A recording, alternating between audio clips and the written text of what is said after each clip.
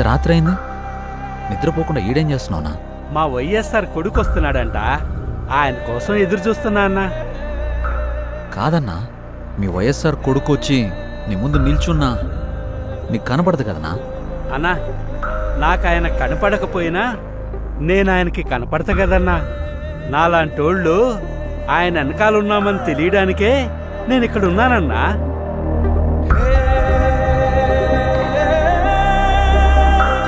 తండ్రి పోయాడనుకుంటే కొడుకొచ్చాడు.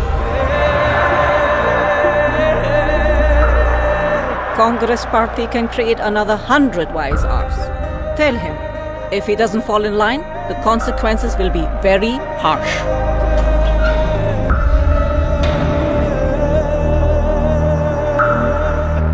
ఉన్నదంతా పోయినా పర్వాలేదు అని తెగించిన జగన్ లాంటోడితో యుద్ధం చేయడం మనకే నష్టం మేడం.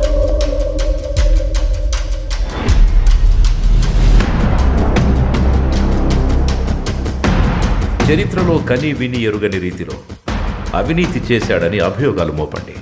1,00,000 కోట్లని 1,00,000 సార్లు చెప్పించండి. ఒక అబద్ధాన్ని నిజం చెయ్యాలంటే అది మీడియాకి మాత్రమే సాధ్యం. If we can't defeat him, we can destroy him.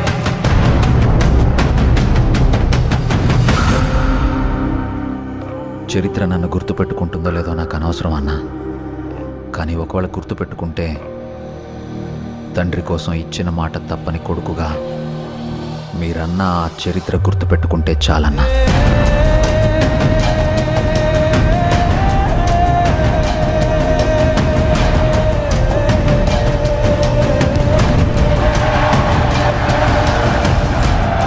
నాకు భయపడడం రాదయ్యా. నేనేంటో, నా రాజకీయం ఏంటో మీకింకా అర్థం కాకపోవచ్చు, కానీ ఒక్కటి గుర్తుపెట్టుకోండి, నేను వైఎస్ రాజశేఖర్ రెడ్డి కొడుకుని.